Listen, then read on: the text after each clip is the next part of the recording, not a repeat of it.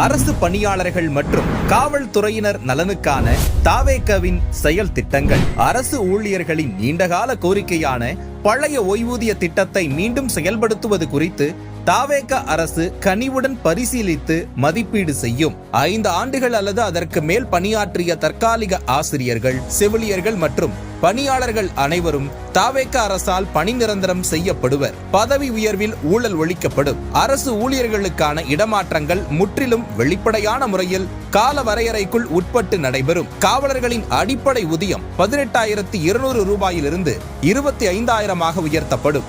மன அழுத்தம் நிறைந்த பணிகளில் உள்ளோருக்கு மாதம் 1000 ரூபாய் கூடுதல் பணிப்படி வழங்கப்படும்.